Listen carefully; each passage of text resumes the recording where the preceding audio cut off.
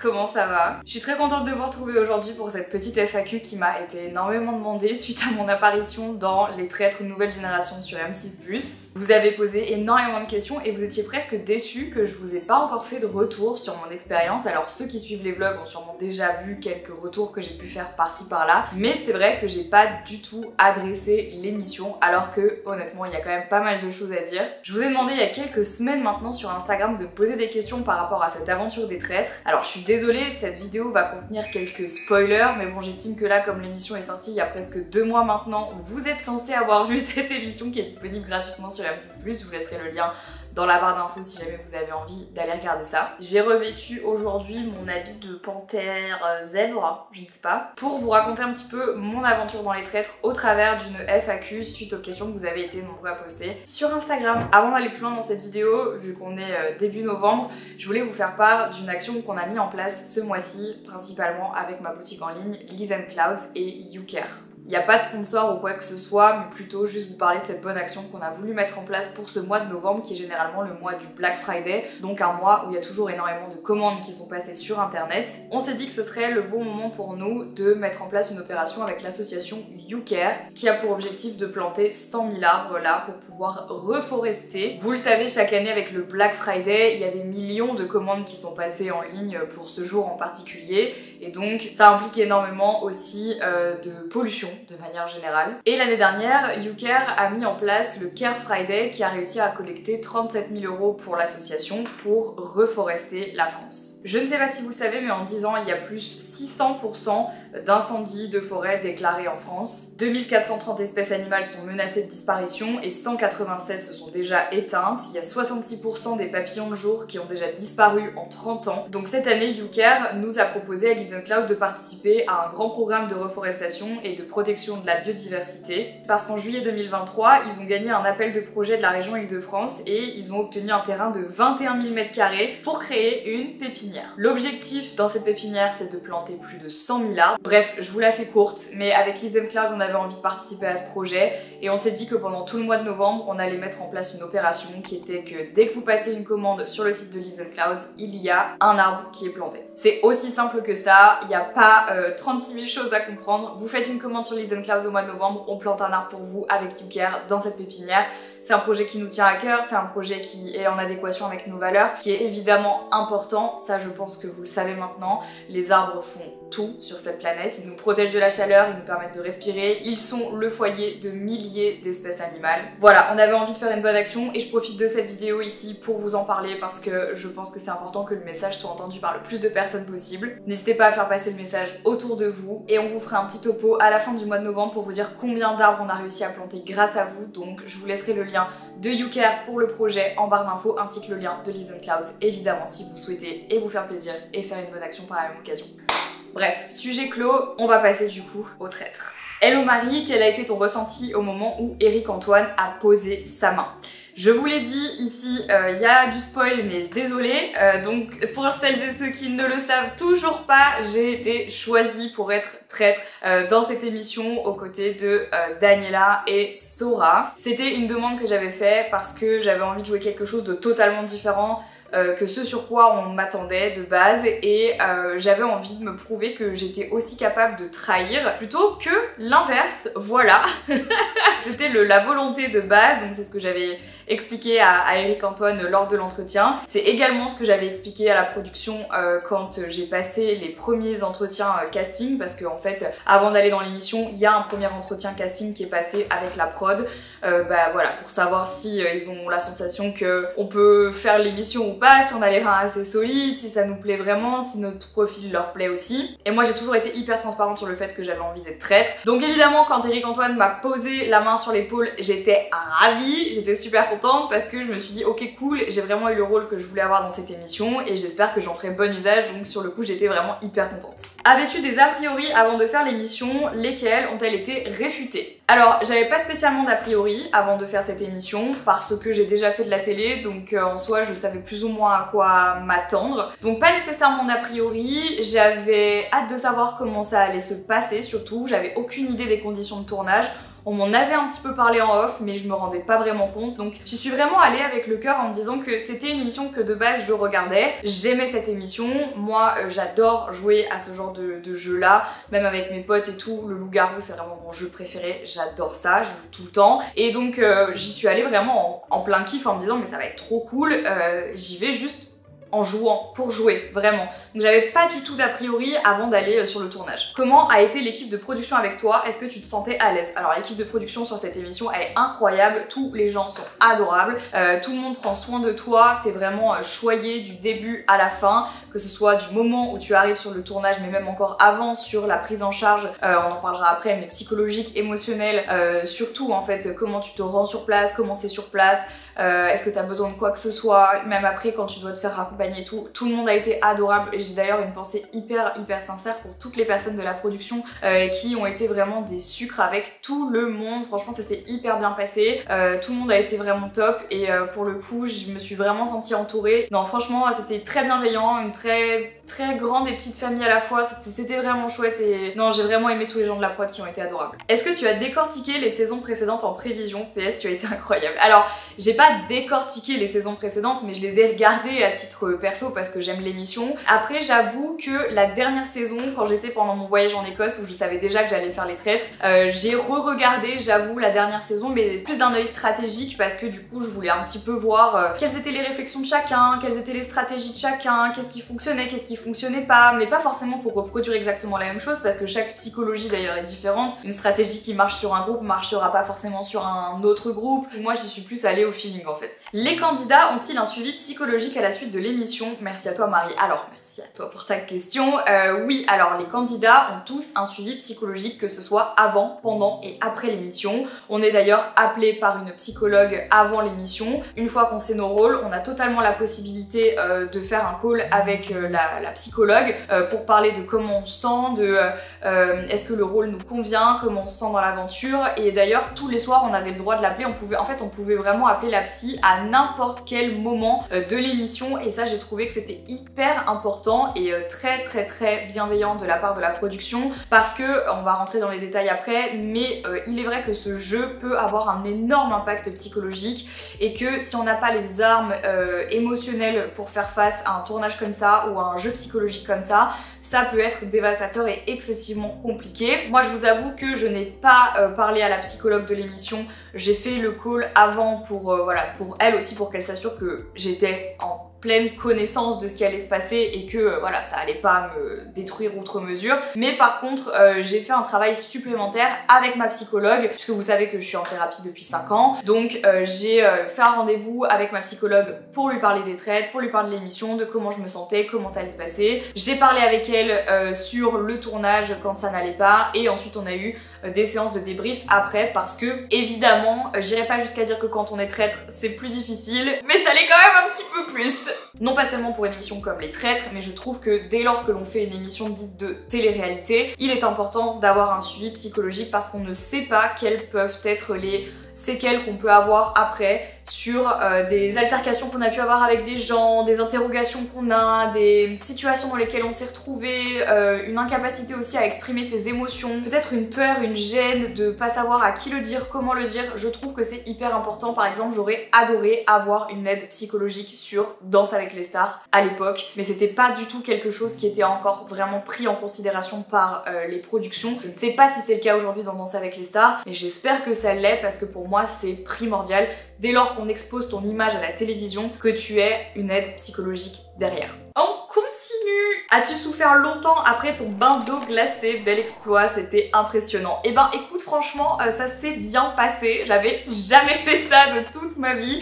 Je suis restée quand même pas mal de temps dans ce bain glacé et en vrai j'ai trouvé ça challengeant et j'avais envie de le faire parce que dans ma tête je le faisais, alors je le faisais pour deux raisons. Je le faisais parce que évidemment ça donnait une chance supplémentaire de ramener de l'argent pour l'association, mais en plus de ça, ça pouvait me permettre d'aller récupérer de l'immunité et pour moi c'était évidemment hyper nécessaire puisque j'étais traître. Donc j'avais absolument besoin de cette immunité. Donc dans ma tête, je ne me suis pas vraiment posé la question. J'ai fait, tu sais quoi? J'y vais. Et ça s'est bien passé. En vrai, après j'ai eu un petit coup de fatigue. J'avoue, j'ai eu un petit coup de fatigue. Mais ça va. Franchement, ça a été. Et je sais pas si je réitérerai l'expérience, mais je sais que je peux le faire. Et du coup, je me dis, tiens, je suis capable de rester dans un bain glacé pendant 3 minutes.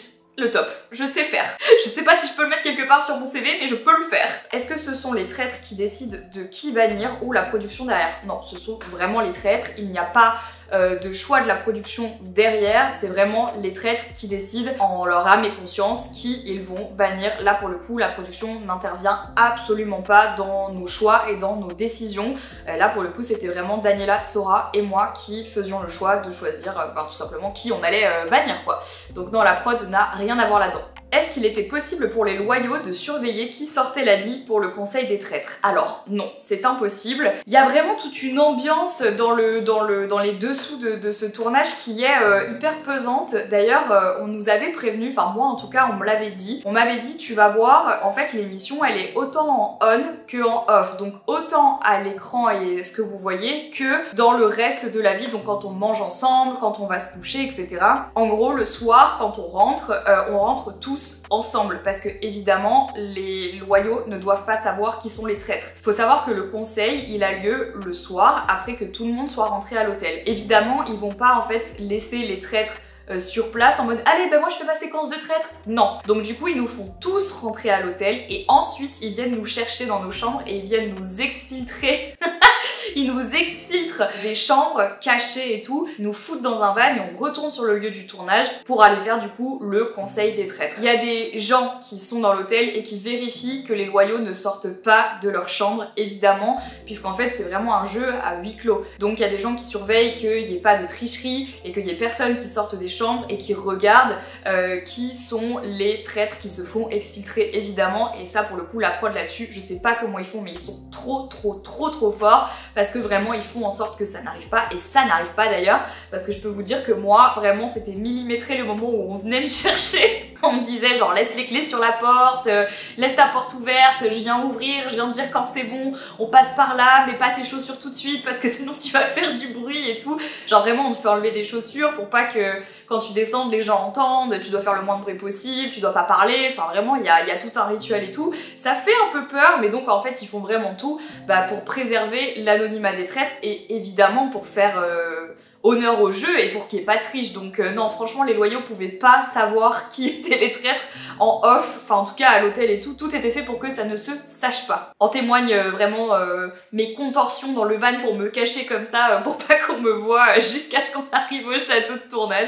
C'était drôle en vrai. Comment tu t'es sentie quand tu as compris que tu étais la première suspecte? Alors évidemment quand je me suis rendu compte que les gens avaient des suspicions sur moi, j'ai pas d'ailleurs trop tardé à m'en rendre compte, ça m'a fait chier parce que je me suis dit qu'est-ce qui a fait que dans mon jeu les suspicions soient directement sur moi. Et je dirais qu'en fait c'est un petit peu ce qui m'a traîné dans la tête tout au long de mon aventure des traîtres, c'est que je me suis demandé quelle a été l'erreur, alors je mets des gros guillemets évidemment, dès le départ qui a pu mettre la puce à l'oreille à certaines personnes sur le fait que j'étais potentiellement traître. Et d'ailleurs ça m'a suivi tout au long de l'émission, je suis toujours encore extrêmement étonnée de combien de temps j'ai réussi à durer, sachant que dès l'épisode 1 il y avait déjà des gens qui avaient des suspicions sur moi alors même que je n'avais rien dit, rien fait. Donc ça m'a un peu étonnée, je vous avoue. Aujourd'hui encore j'ai pas vraiment la réponse, j'en ai parlé avec quelques autres candidats qui pour certains ont pas non plus tellement compris pourquoi. Il y en a d'autres en fait qui m'ont expliqué que c'était de la déduction, genre vraiment pure et dure, sans raison particulière.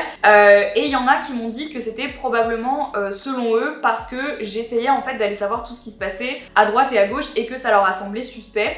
Et pour moi ça c'est pas vraiment une explication parce que si j'avais été loyale j'aurais fait exactement la même chose, j'aurais essayé de savoir ce qui était en train de se dire, ce qui était en train de se passer parce que j'estime que quand t'es loyal ton but c'est de trouver les traîtres, donc t'as besoin d'avoir une oreille attentive un petit peu dans tous les groupes et dans tout ce qui se passe.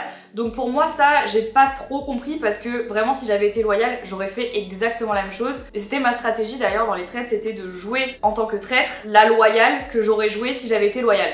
Vous m'avez suivi? Vous m'avez suivi. Donc ça m'a stressée, ça m'a beaucoup stressée parce que je me suis dit c'est chaud, mais quand bien même je viens à sortir, ce serait trop dommage que je sorte la première et que je sois la première traître à être éliminée, mais si tel est le cas, j'ai envie d'essayer de faire en sorte de protéger les 2 autres traîtres qui sont avec moi jusqu'au bout, et c'est d'ailleurs ce que j'aurais fait avec le plus grand des plaisirs si il ne s'était pas passé ce qu'il s'est passé. Non mais d'ailleurs, blague à part, jusqu'à ce que je me fasse éliminer, j'ai vraiment, dans les épisodes, essayé du mieux que je pouvais de préserver Daniela et Sora le plus possible. J'ai jamais sorti leur nom, je l'ai fait vraiment que à la fin, d'ailleurs je pense dans le dernier épisode où on me voit, parce que je sentais que ça commençait à partir en couille, puisqu'en fait il y avait beaucoup de gens qui pensaient que j'étais traître.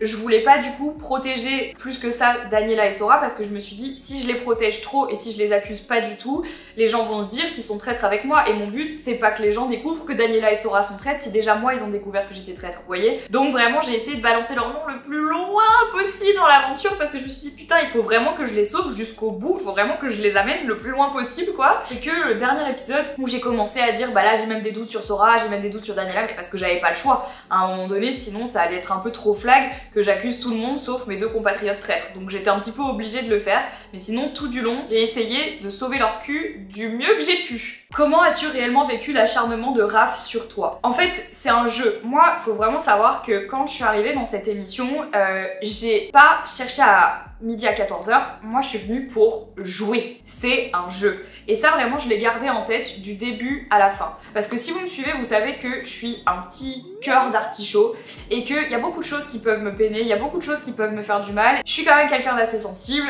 et d'émotif, ça je pense que tout le monde le sait. Il y a des trucs comme ça qui sont chez moi ancrés, et donc je me suis dit Marie, profite de cette expérience justement pour t'amuser un peu, pour sortir de ta coquille, pour kiffer. C'est un jeu, part du principe que tout ce que les gens vont dire ou penser de toi dans cette émission, c'est pour le jeu, c'est pas pour la vraie vie. Donc quand Raph a commencé directement à s'acharner sur moi parce qu'il était persuadé que j'étais traître et il l'avait piffé, tant mieux pour lui, c'est trop cool pour lui, ça veut dire qu'il a bien joué. Donc je l'ai pas bien vécu parce que j'étais là, arrête d'être sur mes côtes comme ça, ou alors à minima donne-moi une vraie raison. Parce qu'en fait moi c'était ça que je comprenais pas, et c'était ça, j'étais en mode mais putain Raph, donne-moi une vraie raison, genre donne-moi une vraie raison pour laquelle tu penses que je suis traître. Et j'arrivais jamais à avoir cette vraie raison, c'était juste genre t'es traître, je sais que t'es traître, mais dis-moi pourquoi. Et en fait c'était cette frustration là que j'avais, donc c'est plus dans ce sens là que l'acharnement m'a gavé, dans le sens où je comprenais pas pourquoi. C'est difficile en fait derrière de ressortir des arguments quand la personne en fait elle veut juste pas t'expliquer pourquoi elle pense que t'es traître, et j'étais là genre ok.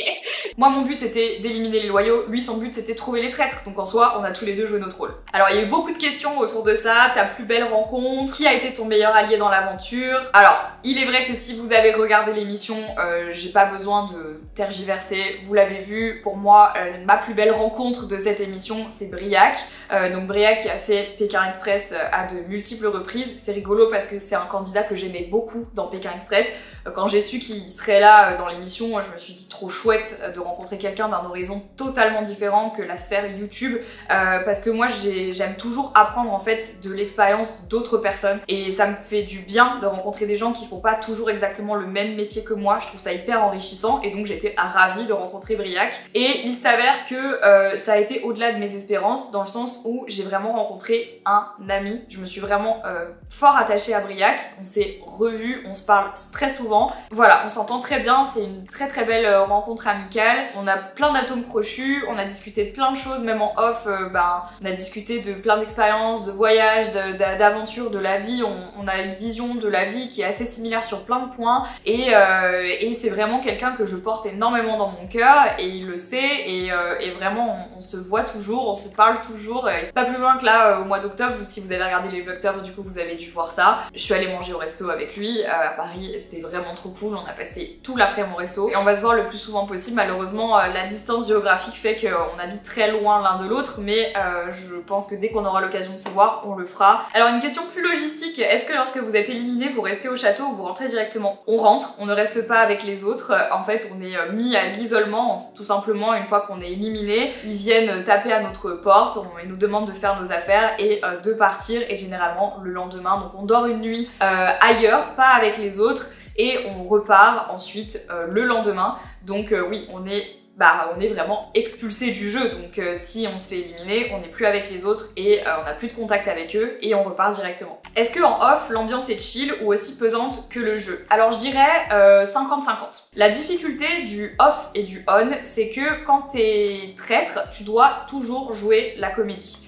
Même si, normalement, sur le papier, tu n'es pas censé jouer pendant les moments off, donc par exemple le midi, entre les tournages, etc., quand on change les caméras, quand on change de pièce, quand on change d'épreuve, quand on prend notre petit-déj le matin, quand on mange ensemble le midi, il y a toujours quelqu'un qui surveille qu'on soit pas en train de jouer hors caméra. Pour plusieurs raisons, évidemment, parce que si vous commencez à élaborer des théories mais que c'est pas filmé, c'est hyper difficile ensuite pour la production derrière d'aller expliquer le pourquoi du comment s'il y a quelque chose qui se passe, vous voyez, à l'image, vous comprenez? Et je peux vous dire que c'est excessivement difficile de ne pas parler du jeu quand t'es pas devant les caméras parce que t'es vraiment dans une ambiance de colonie de vacances avec les autres et t'as qu'une seule envie, c'est de parler avec les autres, mais tiens, mais qui fait quoi, mais comment, enfin, mais théoriquement tu peux pas le faire et c'est excessivement difficile. Et quand t'es traître, tu dois vraiment être, je trouve, dans le personnage à 100% tout le temps parce que il se peut que, tu vois, s'il y a une phrase qui sorte, quelqu'un qui dise quelque chose, un regard, un truc, tu peux pas, en fait, à n'importe quel moment, tu peux pas être chill. Tu peux pas, par exemple, dire le matin quand tu te réveilles au petit-déj, putain, j'ai trop mal dormi. Parce que sinon, ça va mettre la puce à l'oreille de l'autre qui va se dire « Pourquoi t'as hyper mal dormi ? Parce que t'étais au conseil des traîtres hier ?» Enfin, vous voyez ce que je veux dire? Évidemment, nous, quand on est traître, on dort hyper mal parce qu'on a des heures de tournage qui sont plus longs que les loyaux. Donc, vous voyez ce que je veux dire? Du coup, quand t'es traître, t'es jamais vraiment 100% reposé, t'es toujours un peu sur tes gardes. Donc, l'ambiance, elle est chill, je dirais, globalement, en off. Mais il y a quand même aussi une petite suspicion par-dessus, des regards. Il y a des choses. Voilà, on est quand même en train de jouer, on est des êtres humains. C'est chill, globalement, mais c'est moins chill pour les traîtres, clairement. Je vais réunir deux questions qui vont bien ensemble. Après que Daniela et Sora t'ont trahi, comment ça se passe maintenant? Est-ce que vous êtes en froid? Comment ça va après les retours des traumas du passé? Comment as-tu fait pour les guérir? Restes-tu marqué des trahisons ou as-tu pris du recul parce que c'est un jeu? C'est vrai qu'il s'est passé quand même quelque chose d'assez improbable dans les traîtres et j'ai pas encore pu donner ma version par rapport à ce qui s'est passé, j'ai pas encore pu en parler et je pense que cette vidéo va me faire du bien aussi pour exorciser ça avec vous. Pour celles et ceux qui n'ont pas encore regardé, désolé je vous spoil, mais pour faire un rapide résumé, on était 3 traîtres, on était en demi-finale. Sora et Daniela, qui étaient traîtres avec moi, se sont retournés contre moi, m'ont trahi et m'ont éliminé. Sauf que ce qu'il faut savoir, c'est que à ce moment-là, moi je m'attends pas du tout à ce que Sora et Daniela votent contre moi parce que à aucun moment ils ne m'ont prévenu ou ils m'ont fait sentir qu'ils allaient m'éliminer pour sauver leur peau parce que c'était pas la stratégie de base qu'on s'était fixée lors du dernier conseil des traîtres. En gros, la stratégie, elle était hyper simple. Le but, c'est que moi, je savais que Briac allait être dans mon camp, donc je savais qu'il allait voter comme moi au prochain conseil, ou à minima pas contre moi. Daniela a voulu aller dans le cachot pour essayer de convaincre Monsieur Poff. Et de notre côté, avec Sora, on était du coup avec le reste des participants et le but c'était évidemment de protéger Daniela et à ce moment-là d'éliminer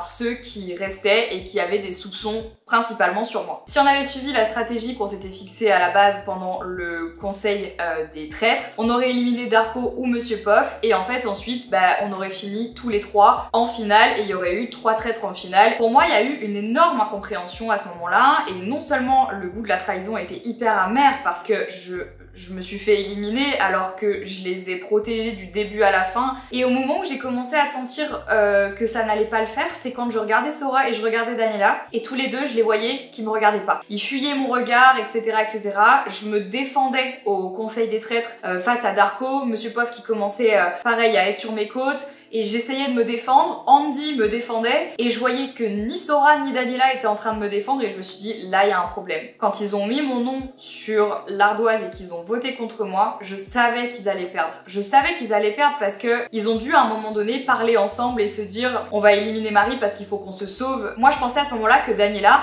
quand elle était en fait dans le cachot avec Monsieur Poff, elle allait lui retourner la tête et il y avait un mélange de plein de choses. Il y avait un mélange de tristesse parce que je venais de me faire trahir et c'était tout ce que je voulais pas dans cette émission. Quand je suis arrivée dans cette émission, je voulais être traître parce que je voulais pas me faire trahir. Donc vraiment, j'y suis allée avec cette peur-là et ça m'est arrivé. Donc j'étais en mode mais putain de merde. Donc c'était dur émotionnellement. La deuxième chose, c'est que j'étais énervée parce que j'étais en mode putain mais là, les gars, vous allez perdre. En fait, non pas que moi j'aurais sauvé le schmilblick, hein, je me serais probablement fait éliminer en finale aussi. Mais j'étais en mode mais en fait, la stratégie n'est pas bonne. Donc en fait, vraiment, mon fort intérieur, j'étais là mais je comprends pas. Et le quatrième truc aussi qui pour moi était compliqué à vivre, et en fait tout se mélangeait dans ma tête, c'est que s'ils étaient venus me voir en me disant Marie, il faut qu'on t'élimine parce que là ça commence à sentir mauvais, genre on va se faire griller et tout, franchement j'aurais compris et je pense qu'on aurait pu trouver une solution pour justement que eux s'en sortent encore mieux, vous voyez. Enfin moi j'aurais pu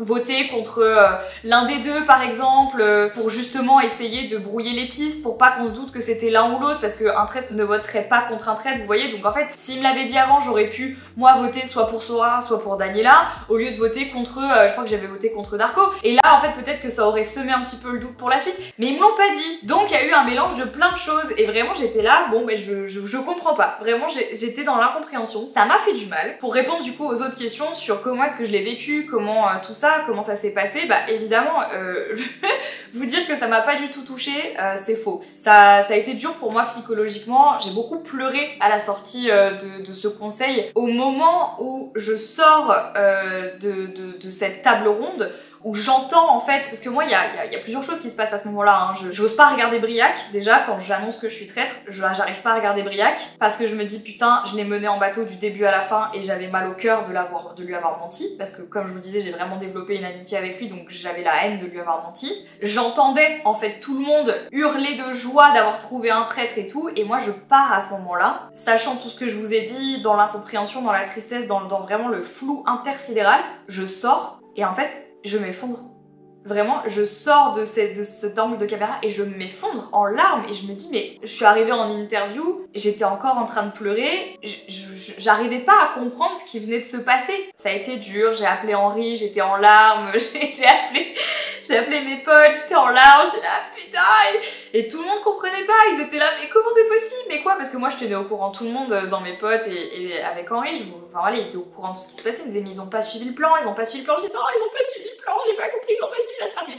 Et les jours qui ont suivi, du coup j'ai appris par la suite que les loyaux avaient gagné, que les traîtres avaient perdu, et donc il y avait un petit peu ce côté genre bon bah fais chier, je m'en suis un peu voulu, je me suis dit est-ce que j'ai mal joué, qu'est-ce que j'aurais pu faire de mieux, enfin vraiment j'étais un peu dans l'incompréhension, je m'étais fait trahir, j'ai appelé ma psy, j'ai encore parlé de tout ça avec elle, et il y a eu vraiment un petit moment où je me suis dit tiens, est-ce que cette émission m'a fait plus de mal que de bien? Et justement je vais y répondre parce que c'est vrai que j'ai d'autres questions par rapport à ça. En rentrant du tournage, tu avais l'air déçu ou du moins à plat, mauvaise expérience là-bas, quelle leçon as-tu tiré de cette expérience? Alors en fait il faut savoir que dans toute cette aventure, comme je vous l'ai dit dès le départ, pour moi c'était un jeu. Cette trahison en aucun cas elle m'a fait penser du mal de Sora ou de Daniela ou de n'importe qui dans cette émission d'ailleurs, parce que au même titre que moi je suis venue pour jouer, j'estime que eux aussi sont venus pour jouer, parce que si tu viens pas dans cette émission pour jouer, tu viens pas avec la mentalité qui fait que tu vas t'en sortir après mentalement. Pour moi tout ce qui s'est passé là-bas, ça reste là-bas et ça,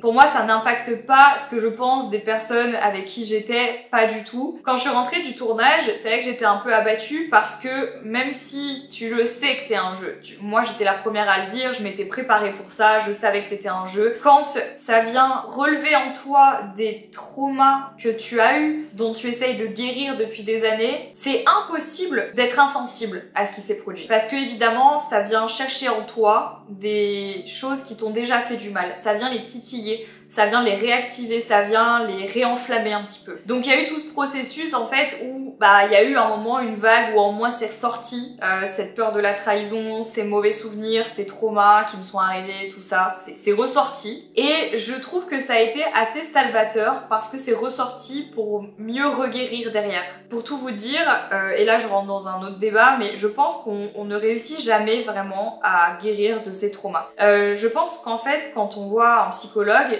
qu'on en parle ou qu'on essaye d'en guérir, c'est pas qu'on essaye de les guérir, c'est qu'on apprend à mieux vivre avec. Et moi, c'est exactement ce qui se passe dans ma vie pour tout ce que j'ai vécu. Et j'apprends à mieux vivre avec au quotidien. Ce qui fait que 90% du temps, c'est lissé dans ma vie, je me rends pas compte.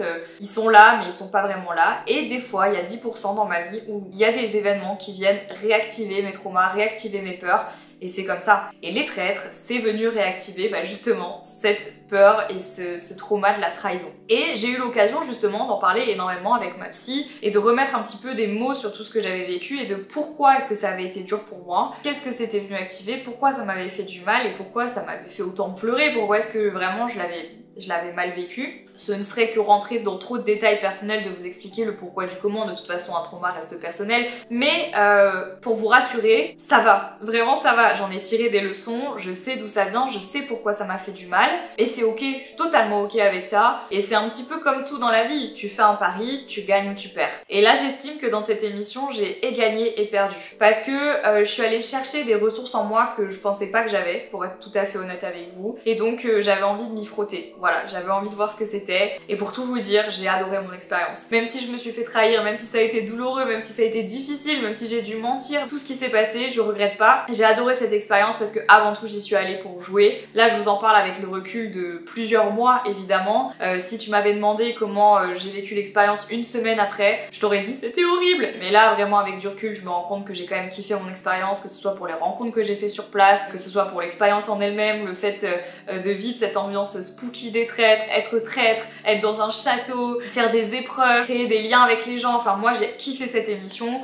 Ça reste une très belle expérience. Si demain on me reproposait de le faire, je dirais oui immédiatement. J'ai adoré cette expérience et je le referai avec grand plaisir. Et moi, je suis vraiment pour les expériences comme ça qui te poussent dans tes retranchements et qui te font remettre des choses en question, en qui tu es, ce que tu fais, ce qui est bon pour toi, ce qui ne l'est pas, ce qui te fait sortir de ta zone de confort. Et pour moi, c'est ça, grandir en tant qu'être humain. Donc réellement, j'ai aucun regret. Finalement, aurais-tu préféré être une loyale? Non. Je suis très contente d'avoir eu le rôle que j'ai demandé, à savoir traître, parce que pour moi c'est le rôle que j'avais envie d'incarner, j'avais envie d'essayer, j'avais envie de voir si j'en étais capable, j'avais envie de sortir vraiment de ma zone de confort. Je sais pourquoi j'ai demandé à être traître et je trouve ça très chouette de l'avoir été. J'aimerais pas être loyale, parce qu'il y a aussi un paramètre que j'aime pas trop dans le fait d'être loyale, c'est que je trouve ça horrible d'aller te coucher le soir sans savoir si le lendemain tu vas rejouer, parce que les traîtres éliminent des loyaux pendant la nuit, et ça je trouve ça horriblement injuste en fait de partir sans pouvoir t'expliquer, sans pouvoir te justifier, sans pouvoir te défendre, et rien que pour ça, je voudrais pas être loyale.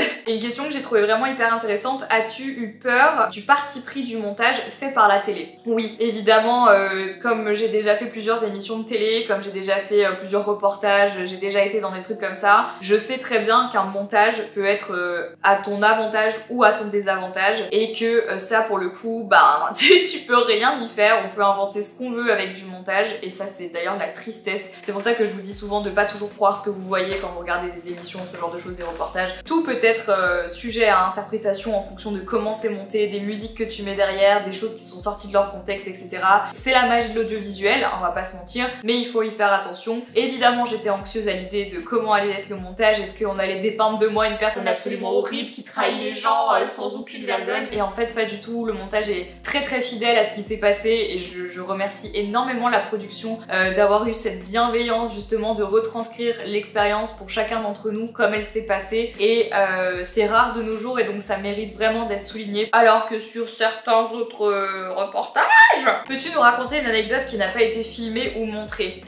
Alors il y a eu plein de choses qui n'ont pas forcément été filmées, des moments de rigolade avec les autres, et notamment avec Briac, des moments où on s'est vraiment tapé des barres, j'avoue qu'on s'est tapé des grosses barres. Dans le premier épisode, il y a une première épreuve où on est dans le noir, vous savez, et en fait on est équipe par équipe et on doit trouver des objets pendant que les autres nous parlent au talkie-walkie. Dans mon équipe, au montage, on croit qu'en fait on a tout perdu, sauf qu'en fait en réalité il y a eu 3 parties. Ce qui s'est passé pendant le tournage, c'est que la première partie a été gagnée par l'équipe adverse, la deuxième partie a été gagnée par notre équipe, et la troisième partie a été gagnée par l'équipe d'en face. Il y a eu un moment où on était 1 point partout, et la dernière épreuve, c'était quand moi j'y suis allée dans la salle avec Briac, on a perdu et c'est à ce moment-là que notre équipe a perdu. Et c'est juste que ça a pas été montré au montage, donc on est passé pour des gros losers, mais on en a gagné au moins une. Quelle est la personne que tu ne pensais pas comme ça dans ce jeu? Alors moi vraiment j'ai été bluffée par Daniela. Je la connaissais pas moi Daniela avant de faire cette émission, je la connaissais des réseaux évidemment, mais je l'avais jamais rencontrée et je vous le dis, enfin moi du peu que j'ai vu de Daniela en off, c'est vraiment une chouette nana, elle est hyper rigolote, elle est vraiment gentille, elle est bienveillante, franchement c'est une chouette nana, vraiment Daniela je l'aime vraiment beaucoup, elle a été adorable. Mais c'est vrai que de la voir jouer comme ça et d'être vraiment cette chippie, cette vraie traître,